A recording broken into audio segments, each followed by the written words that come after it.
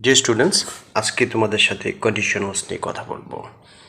Conditionals English গ্রামারে একটা অত্যন্ত গুরুত্বপূর্ণ বিষয়, এই জন্য এটা দিয়ে আজকে শুরু করছি। দেখো, এখানে একটা সেন্টেন্স দেওয়া আছে, if I see her I will tell her. এখানে এই যে ইফ কথাটা কন্ডিশনালের একটা গুরুত্বপূর্ণ অংশ। ইফ ছাড়া কোনো কন্ডিশনাল সেন্টেন্স হতে পারে না। There are several structures in English that are called conditionals or if conditionals. অনেক স্ট্রাকচার আছে যেগুলোকে কন্ডিশনালস বলে বা ইফ কন্ডিশনাল বলে। আচ্ছা, কন্ডিশনাল মানে কি? কন্ডিশন মিনস সিচুয়েশন আর সার্কামস্ট্যান্স, অবস্থা, একটা অবস্থা বুঝায়। If A particular condition is true, যদি বিশেষ কোনো কন্ডিশন যদি সত্য হয় তাহলে পার্টিকুলার রেজাল্ট হ্যাপেন্স, মানে একটা কন্ডিশনের উপর ভিত্তি করে একটা ফলাফল দাঁড়ায়। কন্ডিশনটা কি? যদি তুমি লেখাপড়া ভালোভাবে করো তাহলে তুমি ভালো রেজাল্ট করবে, তাহলে কন্ডিশন হচ্ছে লেখাপড়া আর রেজাল্ট হচ্ছে ভালো। তাহলে কন্ডিশনের উপর ভিত্তি করে একটা সার্টেন রেজাল্ট হ্যাপেন করে বা ঘটে। আচ্ছা, in this lesson we look at 4 of the most common ways to talk about the future. আমরা এই লেসনে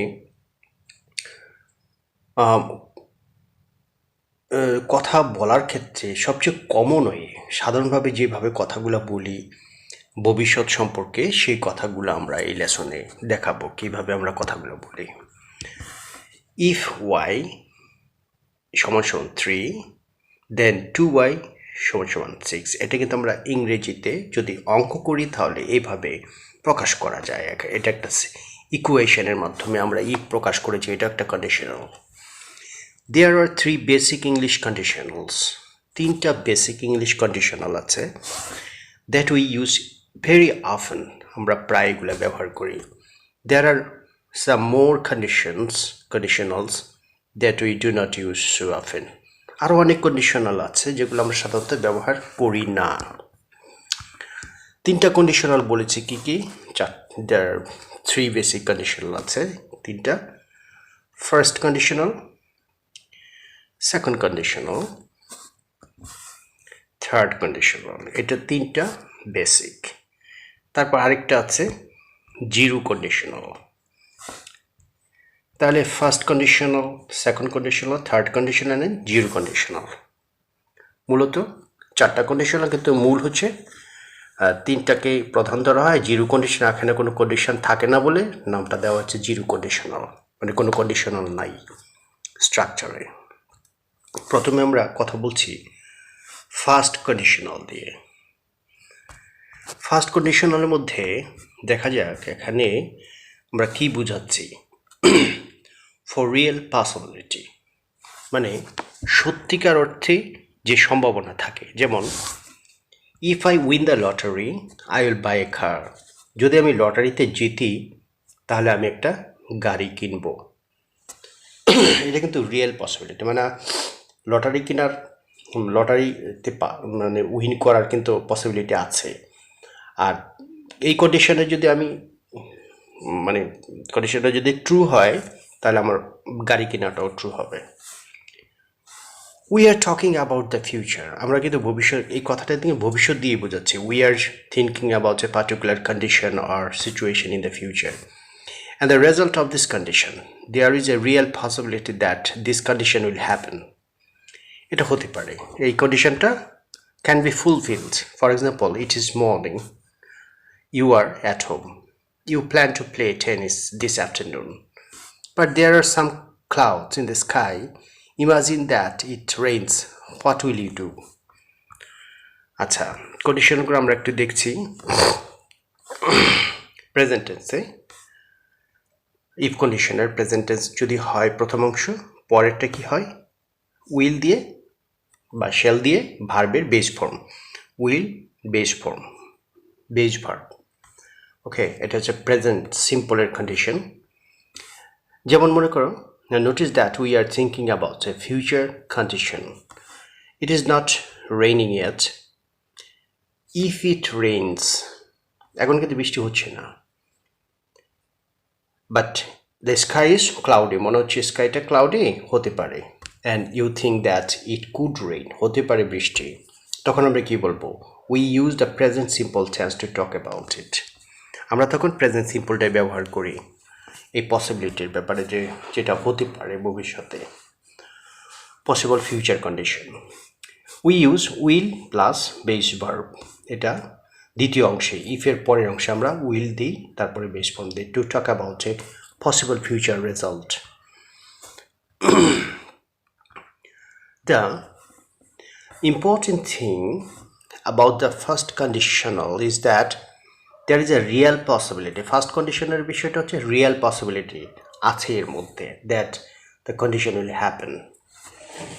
এটা real possibility, মানে এটা হওয়ার সম্ভাবনা আছে। Here are some more examples. Do you remember the two basic structures? If condition, result, and result if condition. এটা আমি নিচে একটু বুঝিয়ে দেই। যদি ইফ কন্ডিশন প্রেজেন্ট টেন্সে হয় তাহলে কি দাঁড়াচ্ছে?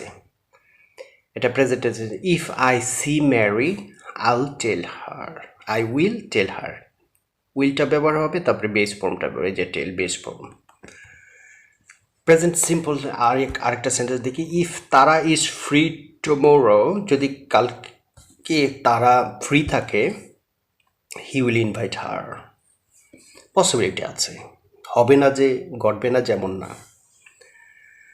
If they do not pass their exam, the teacher will be sad, যদি পাস না করে টিচার স্যাড হবে। If it rains tomorrow will you stay at home, যদি কাল বৃষ্টি হয় তুমি কি বাসায় থাকবে? আচ্ছা, if it rains tomorrow what will you do, যদি কালকে বৃষ্টি হয় তুমি কি করবে? এখন result will plus base form দিয়ে পরে আমি কন্ডিশনালগুলো যদি দেই, মানে ইফটা আমি পরে দিয়ে দিচ্ছি, তাহলে কি দাঁড়াচ্ছে? সেম জিনিস, আমি আগেরটা পরে পরেরটা আগে দিলাম। যেমন I will tell Mary if I see her, he will invite Tara if she is free tomorrow, their teacher will be sad if they do not pass their exam. Will you stay at home if it rains tomorrow? What will you do if it rains tomorrow? সব ঠিক আছে, শুধু আমি ইফটা পড়ে দিয়েছি। Sometimes we use shall, can, may instead of will. উইলের পরিবর্তে আমি কি ব্যবহার করতে পারি? শ্যাল, ক্যান, মে, এগুলো ব্যবহার করতে পারি উইলের পরিবর্তে। যেমন if it's sunny this afternoon we can play tennis, আমরা কি করতে পারি? টেনিস খেলতে পারি যদি কি হয়, এটা যদি সানি হয়, মানে সূর্য যদি থাকে, সূর্যের আলো যদি থাকে বা রোদ যদি থাকে, তাহলে আমরা টেনিস খেলতে পারি। আর উইল দিয়ে ব্যবহার করলে কি দাঁড়াতো? এটা দাঁড়াতো যে if it's sunny this afternoon we will play tennis. তাহলে উইলের পরিবর্তে ক্যান ব্যবহার করা যায়, শ্যাল ব্যবহার করা যায়, মে ব্যবহার করা যায়। এখন আমরা যাচ্ছি সেকেন্ড কন্ডিশনালে, for future and for unreal possibility. আগেটা ছিল রিয়েল পসিবিলিটি, এখন হচ্ছে আনরিয়েল পসিবিলিটি। উদাহরণ দিলে তোমরা বুঝতে পারবে। If I won the lottery I would buy a car. দেখো, আমি কিন্তু লটারিতে জিতি নাই, এটা কোনো ফিউচারের বিষয় না, এটা হচ্ছে আনরিয়েল পসিবিলিটি, এটা ফিউচার পসিবিলিটি না, আনরিয়েল পসিবিলিটি। আগেরটা ছিল ফিউচার পসিবিলিটি, আর এখন হচ্ছে unreal possibility. If I won the lottery, যদি আমি লটারি জিততাম, I would buy a car, আমি গাড়ি কিনতাম, but I did not win the lottery, that's why I could not buy a car. Main কথা হচ্ছে এটা। The second conditional is like the first conditional, যদিও we are still thinking about the future. আমরা future নিয়ে চিন্তা করছি, we are thinking about a particular condition in the future. আমরা particular কন্ডিশনের কথা বলছি ফিউচারে, and the result of this condition, রেজাল্টটা কি হতো, কি হবে না, কি হতো, but there is not a real possibility, কিন্তু এটা কিন্তু কোনো রিয়েল পসিবিলিটি না that this condition will happen, এটা যে হওয়ার মতো কোনো কন্ডিশন না. For example, you do not have a lottery ticket, তোমার কিন্তু কোনো লটারি টিকিট নাই. Is it possible to win? তাহলে কি উইন করা সম্ভব? No. No lottery ticket, no win. কোনো লটারি টিকিট নাই, যেহেতু জিতবে না, প্রশ্নই ওঠে না. But maybe you will buy a lottery ticket in the future. যদি তুমি ফিউচারে একটা টিকিট কিনো, লটারি টিকিট, তাহলে so you can think about winning in the future. তাহলে তুমি ফিউচারে জিতার প্রশ্নটা চলে আসে বা জিততে পারো. So you can think about winning in the future like a dream. It is not very real, but it's still possible. যেমন উদাহরণ সহকারে বলছি, if I own the lottery, আমি যদি lottery জিততাম, I would buy a car, আমি গাড়ি কিনতাম, ভবিষ্যতেই কিনতাম যদি আমি লটারিতে জিততাম লটারি. নোটিস এখানে একটা জিনিস খেয়াল করো, that we are thinking about a future condition. We use the past simple কিন্তু ব্যবহার করেছি. কিরকম, এই যে দেখো own, এটা কিন্তু past tense. তাহলে আমরা কি করছি, past simple ব্যবহার করছি tense to talk about the future condition. We use would আছে এখানে. We use would plus base verb to talk about the future result. The important thing about the second conditional is that there is an unreal possibility that the condition will happen. Unreal possibility, এখানে real possibility, Unreal একটা চিন্তা বা একটা কল্পনার থেকে কথাটা আসছে, একটা ফ্যান্সি অর ইমাজিনেশন, বা যদি এরকম হতো, এরকম একটা কল্পনা করছি আমরা. আচ্ছা, look at these examples. if condition, এটা কখন, past simple এর জন্য, তাহলে পরের অংশটা would দিয়ে বেস ফর্ম দিবা ভার্বে. if I married Mary, যদি আমি মেরিকে বিয়ে করতাম, I would be happy, আমি সুখী হতাম. if Ram became rich, যদি র্যাম ধনী হতো, she would marry him, সে তাকে বিয়ে করত.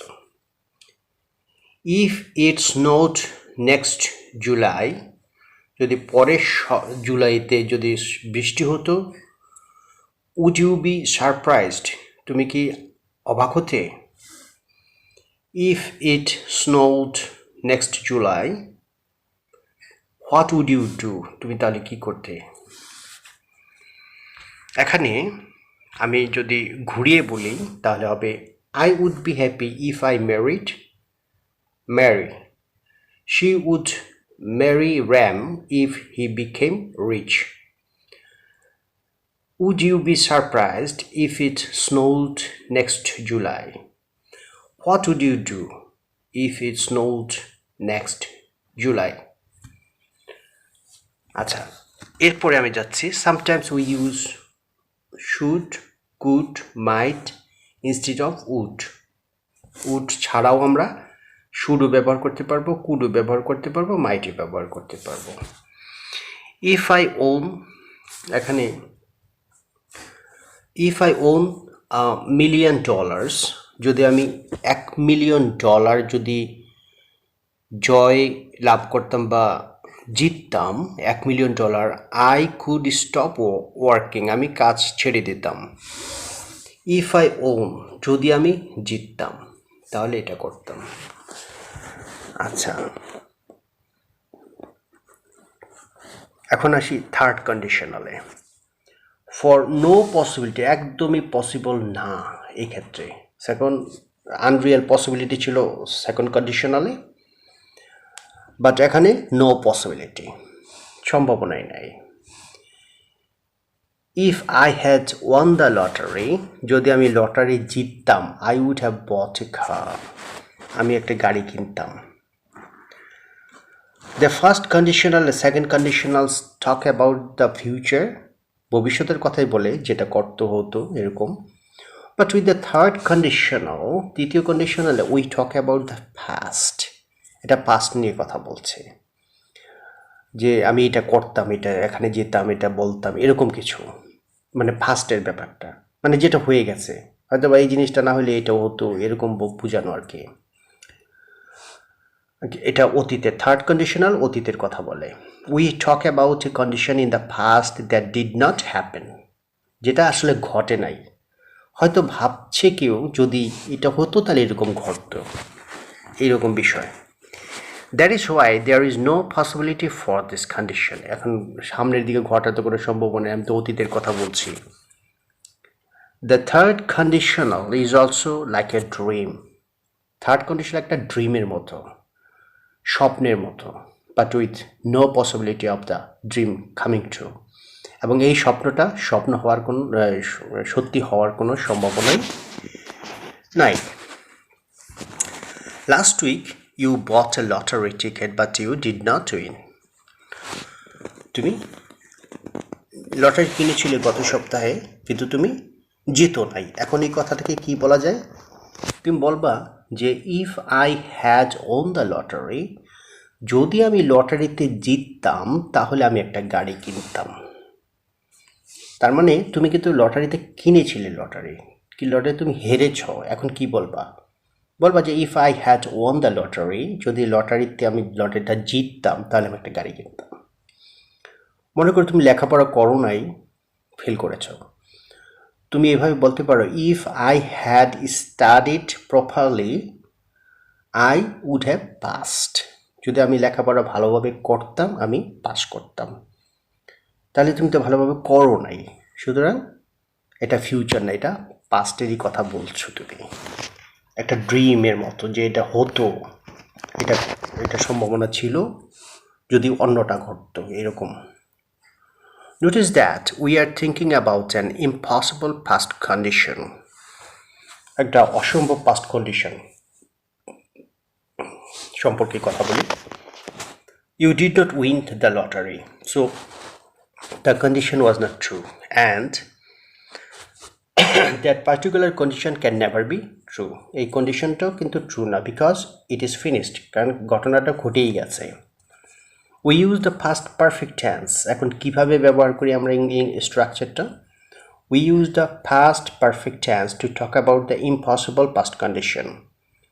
Past perfect tense ব্যবহার করি, past perfect tense ব্যবহার করি to talk about the impossible past condition. Impossible past condition মানে থার্ড কন্ডিশনের জন্য আমরা past perfect tense ব্যবহার করি। We use would have দিয়ে past participle form ব্যবহার করি, would have দিয়ে ভার্বের past participle form to talk about the impossible past result. The important thing about the third condition is that both the condition and result are impossible. Condition are impossible, result are impossible. Now, বর্তমানের জন্য তুমি লেখাপড়া করোই নেই, এখন তো বর্তমানে আর এটা কোনো সম্ভাবনা নাই, মানে ওই ঘটনাটা তো এখন আর, তুমি লেখাপড়া করো নাই, ফেল করেছো, ওইটাকে পাস করানো যাবে? বা তুমি কি আবার লেখাপড়া ওই অতীতটাকে ঘুরিয়ে দিতে পারবে? যেটা হয়েছে হয়ে গেছে, যেটা ঘটে গেছে ঘটে গেছে, শুধু সেটা সম্পর্কে কথা বলছি, যে এটা হচ্ছে ইম্পসিবল, ঘটনাটা ছিল। Look at this example sentences. Past perfect tense, আমরা এই কন্ডিশনের পরে past perfect tense ব্যবহার করে, পরেরটায় would have দিয়ে ভার্বের past participle form. If I had seen Mary, past perfect tense দেখো had seen, তারপরে would দিয়েছি, have দিয়েছি, তারপরে এই told হচ্ছে ভার্বের past participle form. If I had seen Mary, I would have told her. আমি যদি মেরিকে দেখতাম তাহলে তাকে বলতাম। আমি তো মেরিকে দেখিনি, সুতরাং তাকে বলার প্রশ্নই আসে না, এটা পসিবিলিটি আর নাই। পরেরটা দেখো, ইফ তারা হ্যাড বিন ফ্রি ইয়েস্টারডে, যদি গতকাল তারা ফ্রি থাকতো, আই উড হ্যাভ ইনভাইটেড হার, আমি তাকে ইনভাইট করতাম।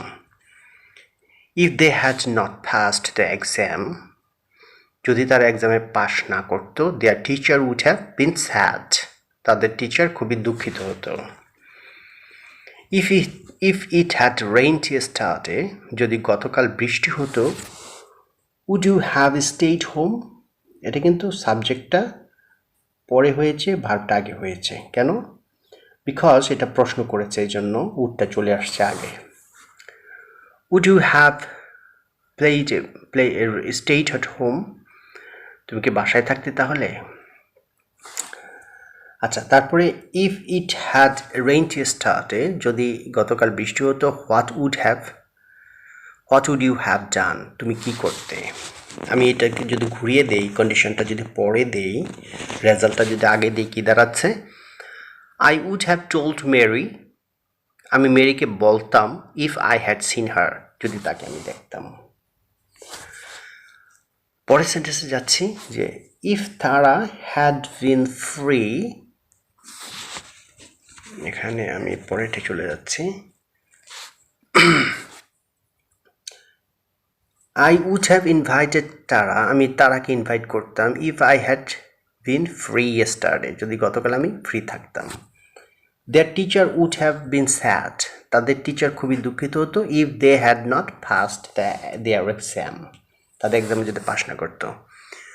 Would you have stayed at home if it had rained yesterday, যদি গতকাল বৃষ্টি হতো, তাহলে তোমরা কি বাসায় থাকতে?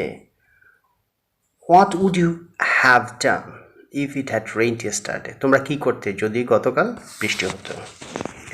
Sometimes we use should have, could have, might have, এগুলো আমরা ব্যবহার করি কার পরিবর্তে? would have এর পরিবর্তে, instead of would have। তাহলে would have এর পরিবর্তে should have বসতে পারে, could have বসতে পারে, might have বসতে পারে। For example, if you had bought a lottery ticket, you might have won, তুমি জিততে যদি লটারিটা কিনতে। তারপরে দেখো জিরো কন্ডিশনে চলে আসলাম আমরা। ফর সার্টেনটি, নিশ্চয়তার জন্য এই ব্যবহার করি আমরা। যেমন if you hit rice it melts. এখন জিরো কন্ডিশনটা হচ্ছে কি, যেটা ফর সার্টেনটি, নিশ্চয়তা যে তুমি এটা করলে এটা হবে, এরকম কিছু। ইফ ইউ হিট রাইস, যদি তুমি ভাত গরম করো, ইট মেল্টস, এটা গলে যায়। Sorry, if you hit ice it melts, যদি তুমি আইস গরম করো তাহলে এটা গলে যায়। এরপরে we use the so called zero conditional when the result of the condition is always true, like a scientific fact, এটা যখন সবসময় সত্যি থাকে বিষয়টা যে এটা হবে। যেমন if you spend money you can buy many things, if you get much money you can buy much things, বিষয়টা এরকম। একটা সাইন্টিফিক ফ্যাক্টের মতো যে এটা হবে। টেক সাম আইস, কিছু আইস নাও। পুট ইট ইন এ সসপ্যানে বসাও। হিট দ্য সসপ্যানটা গরম করো। হোয়াট হ্যাপেন্স, কি ঘটছে? দ্য আইস মেল্টস, বরফটা গলে যায়। ইট বিকামস ওয়াটার, তারপর এটা পানি হয়ে যায়। You would be surprised if it did not, তুমি কিন্তু অবাক হয়ে যেতে যদি এটা না হতো, তাই না? তাহলে এই সেন্টেন্সটা আমরা কীভাবে ব্যবহার করছি?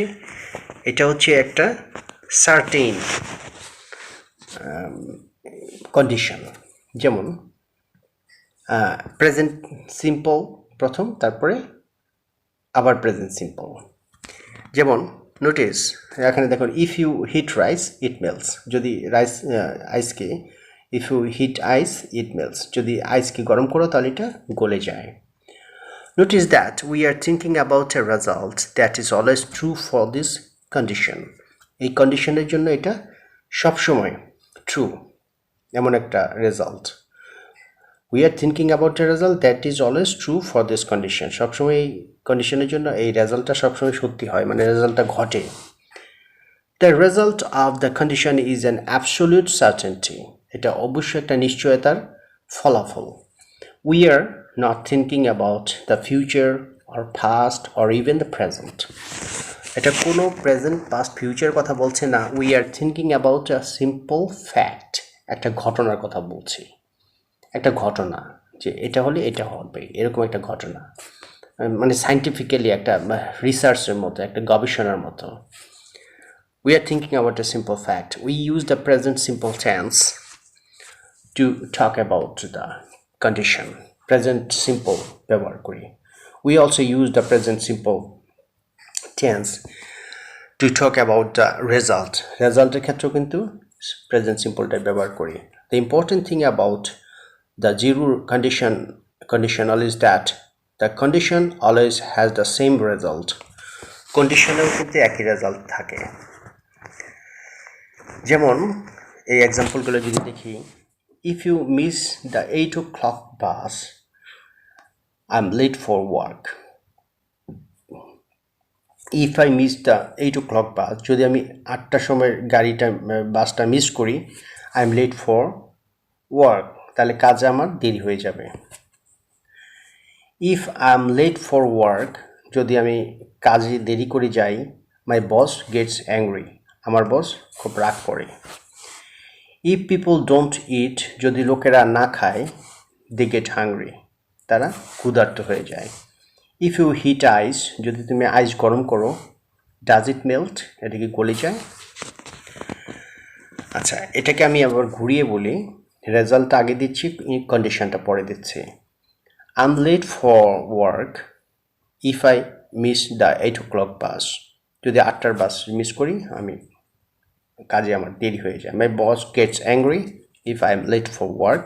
People get hungry if they don't eat. Does ice melt if you heat it?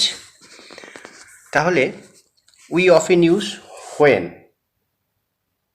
instead of if ছাড়াও কিন্তু when দিয়ে ব্যবহার করি এই কথাগুলো. যেমন when I get up late I missed my bus. If I do not study properly I fail in the examination. If I close my eyes I do not see anything. If I write an application I feel happy. If I read storybooks I feel interest. বিষয়গুলো এরকম. তাহলে বোঝা গেল যে zero condition ইফের আগেও present simple present, ইফের পরেও simple present বা present indefinite tense. আগেও প্রেজেন্ট ইনডিফিনিট, পরেও প্রেজেন্ট ইনডিফিনিট টেন্স.